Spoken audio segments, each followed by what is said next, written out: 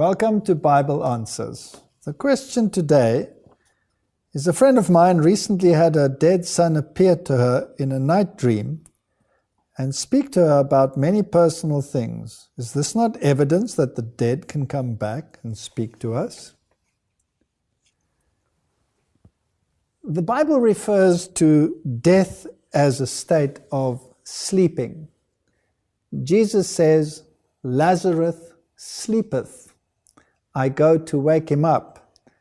And the disciples thought he was talking about literal sleep, but he was speaking about his death. So he said to them plainly, "Lazarus is dead." And when he woke Lazarus up after 4 days in the grave, he was already decomposing. So Jesus is the way, the truth, and the life.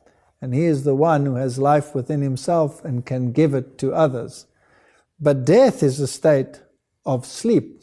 Daniel is told finally that he will go his way, he will rest, and he will rise at the latter time.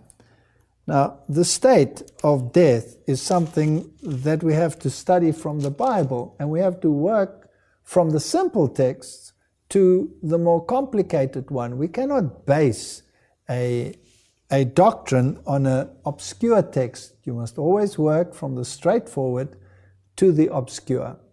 So when the Bible talks about the blood of Abel crying out from the ground, does it mean that the blood is literally crying, or does it mean it in a metaphorical sense? Obviously, it's not literal. Or when the souls are under the altar crying out, "How long, sovereign Lord, before you come and end the misery on this planet?" Are they literally under the altar? If they were, they would be most miserable, cramped up in that position. Obviously, their blood, like Abel's blood, is crying out and asking this question. If we turn to Job, and we read there in chapter 7, it says, "Oh, remember that my life is a breath. My eye will never again see good. The eye of him who sees me will see me no more. While your eyes are upon me, I shall no longer be. As the cloud disappears and vanishes away, so he who goes down to the grave does not come up. He shall never return to his house, nor shall his place know him anymore." That's pretty plain teaching. That is telling us what the state of death is. He is no longer breathing, is no longer thinking, has no cognitive function. If we read in Ecclesiastes chapter 9 from verse 4, and it says, "But for him who is joined to all the living there is hope, for a living dog is better than a dead lion. For the living know that they will die, but the dead know nothing. And they have no more reward, for the memory of them is forgotten. Also their love, their hatred, their envy have now perished. Nevermore will they have a share in anything done under the sun." That's pretty plain teaching. So they know nothing. They are in a state of unconsciousness.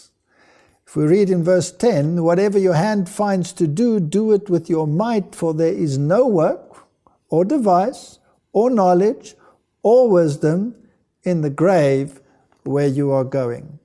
So Jesus taught very plainly that resurrection is the time when people come back to life. If we go to John chapter 14, that famous verse where Jesus says, "Let not your hearts be troubled. You believe in God, believe also in me. In my Father's house are many mansions. If it were not so, I would have told you. I go to prepare a place for you. And if I go and prepare a place for you, I will come again and receive you to myself, that where I am, there you may be also." So when is Jesus coming to fetch those that are his? Only at the second coming. So until such time they are not in heaven, they cannot be, because he says he's coming to fetch them again at the second coming. So they are in a state of sleep. They know nothing. So if someone appears to you in a dream, if someone appears to you in an apparition, then who is appearing to you? It cannot be those who are dead, because they know nothing and they will never again return unto their home. Then it must be a demon impersonating the one.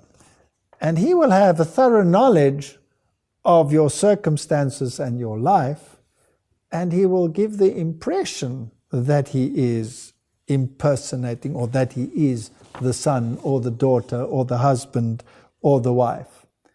And the Bible tells us that we should have nothing to do with spiritism. To the law and to the testimony, if they speak not according to this word, they have no light in them.